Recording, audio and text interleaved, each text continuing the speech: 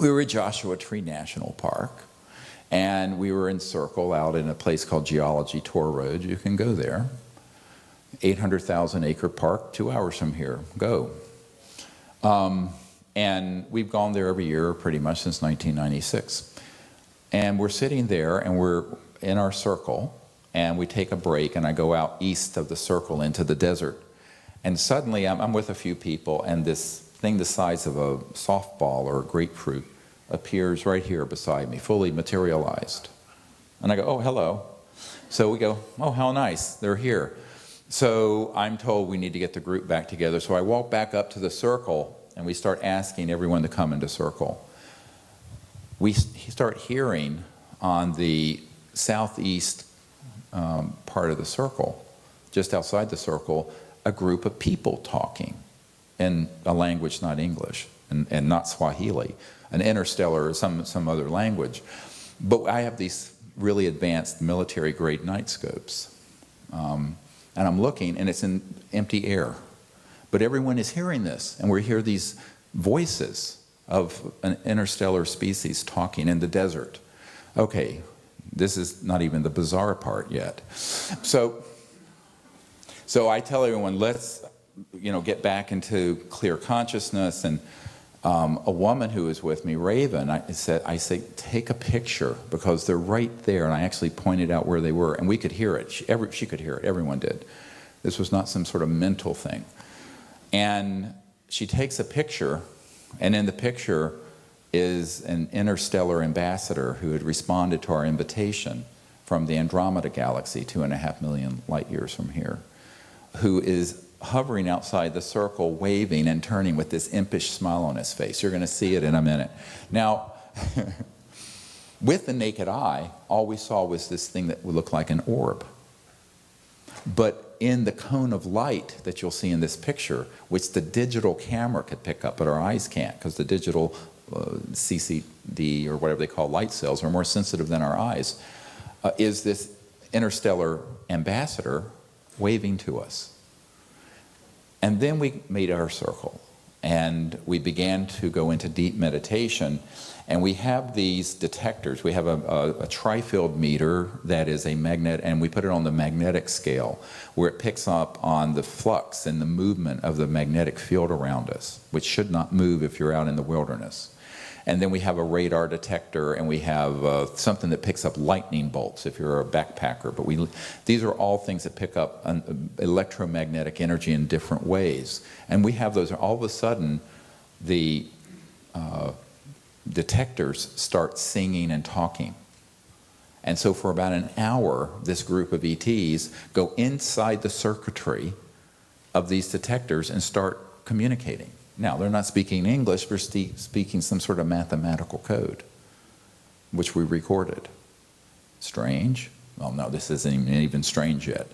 So that is what you need to be understanding. And they don't necessarily have to be 3D to communicate. Now, when we have had them fully materialize, for example, we had a craft that fully materialized near us at Mount Shasta. You're going to see it's a light ship that lifts up from the ground and goes out into space. Within minutes of there, we had helicopters and jets swarming over the site because it came from the transdimensional field into the field that began to release the neutrino light I talked about into something visible with the naked eye. And then the military came in. Now that only happens usually when I'm around. People who are doing this individually have amazing contact experiences, and that doesn't happen. It's because if we're doing something like that, it's an announced event, and obviously they're going to track what we're doing.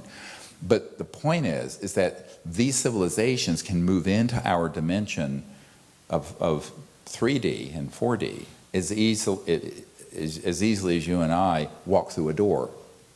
But they're coming from other dimensions and may appear in ways that you don't expect. And every time that this event we just did in near Joshua Tree, we were on a house with 640 acres that we rented. I found out that Leonardo DiCaprio and all of these people had used it because it had a helicopter landing spot, which we used as our site for the week. And we're there at a break. Interesting. We do these meditations. We kind of relax, start having what I call conviviality in bebidas. You know, just sort of have something to drink and something to eat, and we're out under the stars. And this ship, very quickly, unfortunately the camera guy was going to the bathroom, but it materializes here and goes across the head of the valley at eye level, but in about 1 or 2 seconds. But everyone looking where sees this beautiful golden red ship that was a little bit shaped like almost a little bit chevron shaped, but at ground level. Followed by all the electronics starting to interface and go off. Very unusual events. At that point I said, look, we need to go into consciousness and see if we can apprehend the message. So that begins to be a very intuitive process that you become perfected at the more you do this. And one of our detectors is a very simple radar detector where it'll go beep, beep for yes, and beep, beep, beep, we're here. And you begin to pick up on a pattern, and then something will manifest around you. So you have what's going on at the site. After we've sent up our lasers and sent out these electronic tones that were actually recorded by the BBC in a crop circle in England. This is all on the app. It's just this little app you download. You can do it anywhere. You do this meditation, which we're going to do in the second half of this, as just a brief example of what we do, where we go into the meditative state using the mantra, Vedic mantra, and then go into the remote viewing capability and then do what's called coherent thought sequencing, where you see where they are and then show them where you are, where you literally zoom in like Google Earth, where you're going from space, zooming right into where you are. But at that point, anything is possible. And so the kind of phenomenon we've had have included, for example, we're at Shasta one time, up here in Northern California, we're in Circle, and all of a sudden the most beautiful crystalline sound comes through the group. Now the recorder we had was just not a very high quality one, so it just picked up this sound, but it sounded like a crystal sound, but it was coming not from one place, it seemed like coming from everywhere. And then it moved. And everyone had their eyes closed in meditation, and every single person saw this spherical spacecraft in their mind, and the astral move through them and move through the circle while this tone was happening. Very strange stuff, but beautiful, magical. And you know, everyone's wanting to see something like in Close Encounters of the Third Kind, and that does happen too, where you have a craft fully materialized. But I always tell people, if that happens, it's going to be picked up, and you're going to probably get some jets and aircraft in there pretty fast.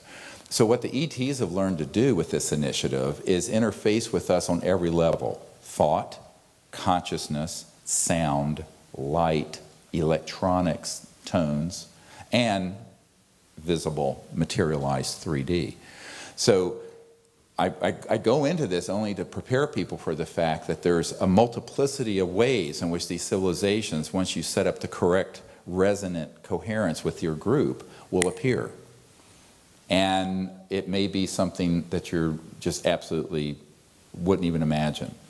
Another example, we were up at Blanca Peak in Colorado one year, a few years ago, and there was a man in our group we were in our meditative state, said, would you do something that just would make me meaningful for me? And he was a sort of a computer nerd and mathematician, and he wanted them to begin to communicate through the Big Dipper, you know, the stars in the Big Dipper, by turning them on and off. Well, you can't turn off stars, but sure enough, there was a reddish glowing object that came into the sky, was sort of sitting by a cloud, vanished, and then one by one, for 23 minutes precisely, different stars in the Big Dipper in a crystal clear Colorado sky went on and off. And sometimes 2 would be off at a time, or 3. Now I have these really good night scope binoculars, I'm looking, I'm going, oh, there's nothing up there. But they were creating an energy field, and they were using that as a communication. Does that make sense? Strange. So if it's strange, it's extraterrestrial. If it's clunky and just floating across the desert, it's made by Lockheed Martin. All right? Now, that's a bit overly simplistic, but there's a lot of truth to it. There's a very famous producer here in Hollywood who, I'm not going to name who it is, but you would know his name if I said his name. And he went out in the desert with us once. And one of the things that he remarked on was the reason he took an interest is that many years ago he was with someone, and there was this object that appeared that was not quite fully materialized, that was this gorgeous, it was this living, organic thing, and with a light that was just amazing. And he and this person he was with had this amazing contact experience in thought that came to him. But it was visible but not solid. And then a few years later, he was in the Unita Mountains outside the Dugway Proving Grounds, the top secret underground facilities that are there near Provo, Utah.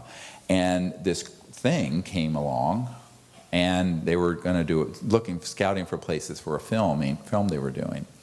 And suddenly, they saw it and saw it close enough, and it had rivets and it had seams. And he says, you know, that just felt like a man-made machine to me. And as he described it to me, I said, oh, it was. It was one of the out of Dugway, which is very much the state of the art, not Area 51. So he just intuitively knew it, but what he described and what I'm describing is what you should be looking for.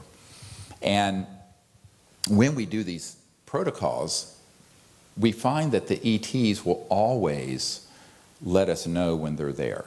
And it may be something that, I mean, on this trip, there were things that happened I had never seen before, and I've been going out for 25 years with thousands of people on teams doing this.